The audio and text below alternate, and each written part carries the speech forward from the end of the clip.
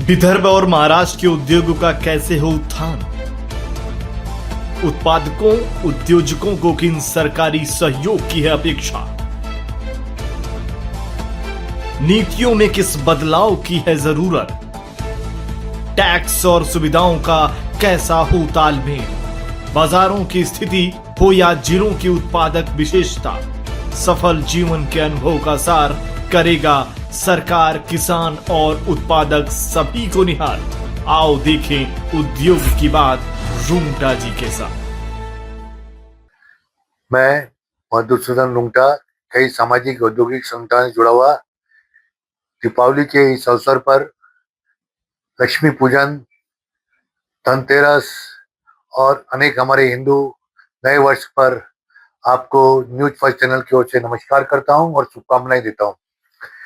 यह हिंदू वर्ष आप लोग के लिए बहुत ही लाभदायक हो, आपके लिए शुभकारी हो और समृद्धिपूर्ण हो, यह हम कामना करते हैं। और अब हम आते हैं कि विदर्भ में किस तरह से हमारे उद्योग व्यापार इस साल बढ़ावा मिले। हम मानते हैं कि बरसात का जो मौसम था वो 5 महीने विदर्भ में चला। पूरे देश में बरसात ने बहुत ही नुकसान किया। जो फसलें थी वो काफी नुकसान हुई और जो अभी फसलें आ रही थी, चावल छोड़कर बाकी फसलों में काफी नुकसान हुआ। उम्मीद है कि सरकार भी उनकी सहायता में जुटी हुई है। महाराष्ट्र शासन, पंजाब, सब जगह किसानों को जो क्षति हुई है उसके अनुसार कुछ देने के लिए सरकार प्रयत्नशील है, जिससे वे अपनी खुशहाल दिवाली बना सके, त्योहार बना सके। और इसके ऊपर काफी सरकार के भी प्रयास कर रहे हैं।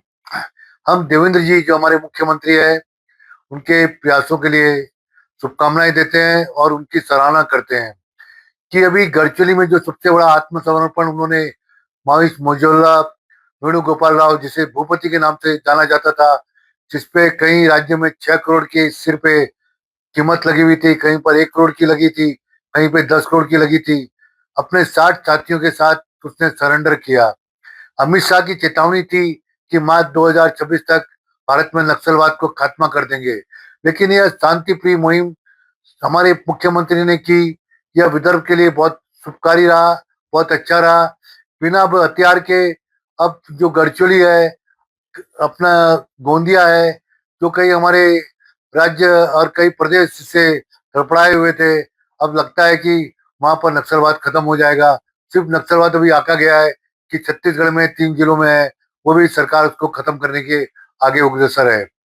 इसके कारण गढ़चिरौली में अब निसंदेह बड़े बड़े उद्योग आने शुरू हो जाएंगे और उसके कारण गढ़चिरौली का बहुत बड़ा फायदा शुरू हो जाएगा।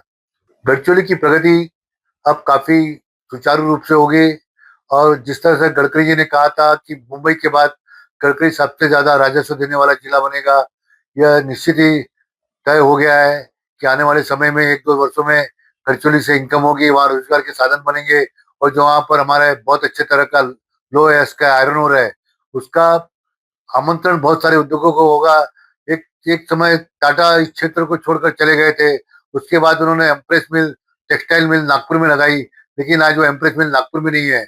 हम देव जी चाहेंगे कि टाटा को फिर से नागपुर में लाया जाए।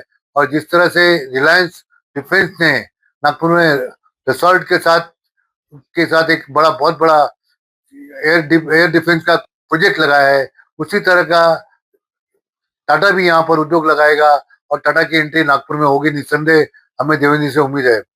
अब करते हैं रिलायंस डिफेंस के बारे में बात कि रिसोर्ट के साथ जो फ्रांस की कंपनी है, गवर्नमेंट टू गवर्नमेंट बात हुई है, उसमें राफेल के बहुत सारे जो पार्ट्स है, राफेल पूरा वहीं पे बनेगा और फाल्कन 2000 जेट भी वहां पर बनाया जाएगा, उसकी टेक्नोलॉजी भी ट्रांसफर की जाएगी और ये यहाँ से फाल्कन का पूरे विश्व स्तर पर यहाँ से एक्सपोर्ट किया जाएगा।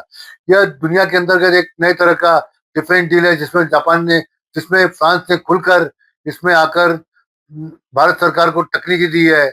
और भारत सरकार अभी इतनी अच्छी तरह से आगे बढ़ रही है कि अफगानिस्तान के तालिबान के साथ भी डील कर कर उन्होंने इसके बहुत सारे प्रोजेक्ट हिंदुस्तान में लेने के और वहां पे आदान प्रदान तकनीकी की भी चर्चाएं शुरू कर दी है। उम्मीद लगता है कि अब विदर्भ में बहुत सारी प्रोजेक्ट आ रहे हैं। एक समय था कि देवेंद्र फडणवीस पे विपक्ष बहुत सारे आरोप लगा रहा था कि पूरे प्रोजेक्ट गुजरात में जा रहे हैं, लेकिन देख रहे हैं कि गुजरात में अब तो प्रोजेक्ट जाने कम हो गए हैं।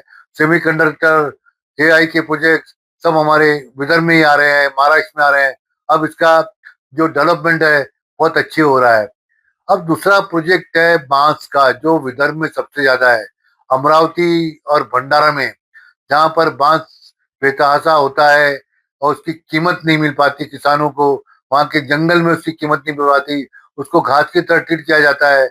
अब सरकार ने 50,000 करोड़ का फंड 5 साल के लिए बांस उगाने के लिए, टेक्नोलॉजी ट्रांसफर करने के लिए दिया है। 50 करोड़ का फंड तो सरकार ने बाम्बू मिशन के तहत दे ही दिया है। अब नई तरह की वैरायटी बाम्बू में लगेगी और 15 क्लस्टर स्थापित किए जाएंगे। 5 लोगों को, 5 लाख करोड़ लोगों को इसमें जॉब की अपॉर्चुनिटी दी जाएगी। यह बांस हमारे विदर्भ का महत्वपूर्ण संसाधन है। इस पर कई उद्योग लगाए जा सकते हैं। बांस तो एक ऐसा साधन है, आदमी को मौत के बाद बांस का ही सहारा लेना पड़ता है, और अब ये विदर्भ का सहारा बनेगा। जहाँ पर बांस के बड़े बड़े उद्योग लगेंगे, पेपर मिल लगेगी। यहाँ पर बांस पर आधारित जैसे हस्तकला, लघु उद्योग, वो भी यहाँ पर लगेंगे। बांस पे जो पिलेट बनते हैं, जो पर्टिकुलरली थर्मल पावर स्टेशन में जाते हैं, 7-8% उसमें यूज होता है, वो बांस के पिलेट बनने के बाद वो थर्मल पावर स्टेशन में यूज हो गए। अब बांस का भी व्यापक यानी रूप से इसका उपयोग होना शुरू हो जाएगा। मैं मुख्यमंत्री से अनुरोध करना चाहूंगा कि विदर्भ में जो हमारे किसानों ने आत्महत्या की है, उसका कारण है कि उनकी जमीनों में कुछ भी पैदावार नहीं हो पा रही।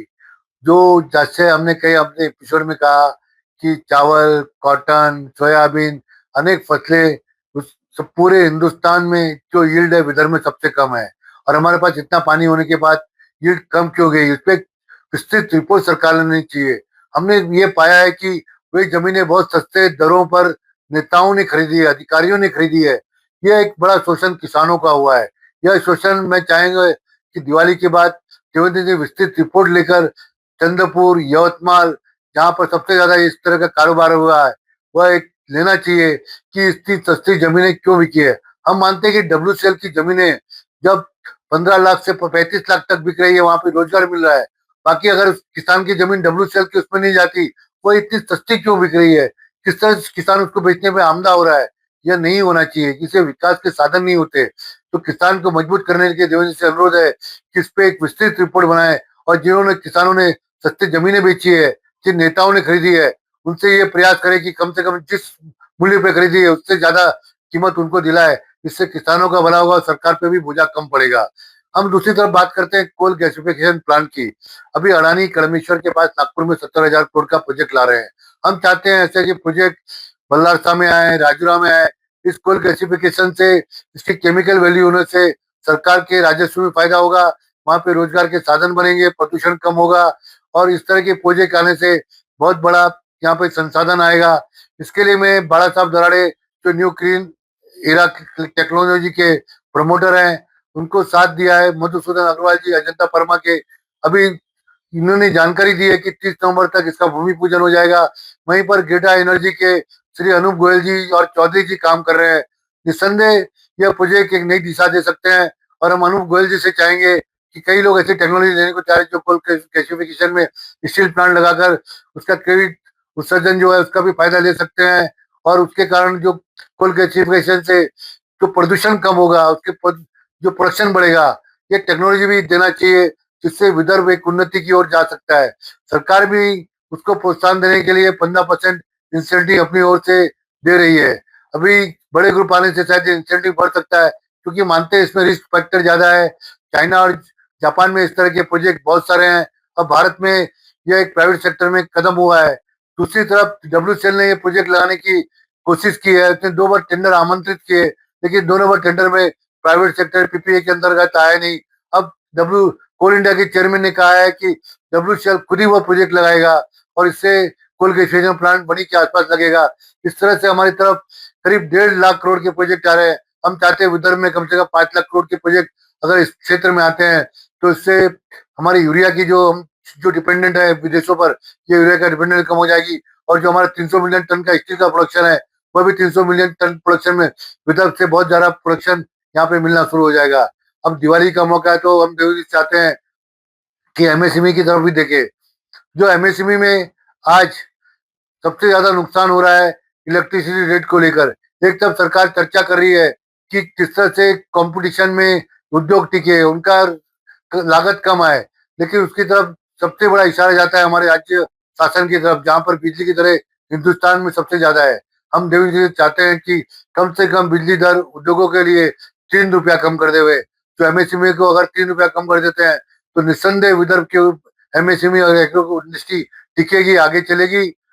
हम यही चाहते हैं कि कृषि उद्योग, स्टील उद्योग, टेक्सटाइल उद्योग, फाउंड्री उद्योग, विदर्भ के हर उद्योग यहाँ पर टिके चले और उनके लिए नया साल बहुत शुभदायक हो, आपके लिए शुभदायक हो और हमारे नेता भी किसानों का भला करे, किसान आगे बढ़े। बस इसी आशा के साथ अपने शब्दों को यहाँ पर देके पुनः शुभकामनाएं देते हैं।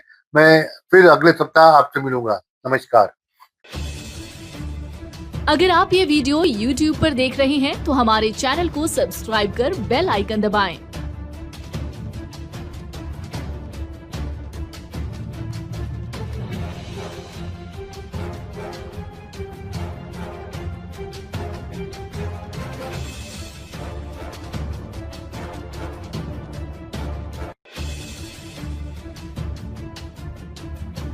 और Facebook पर देख रहे हैं तो हमारे पेज को लाइक करें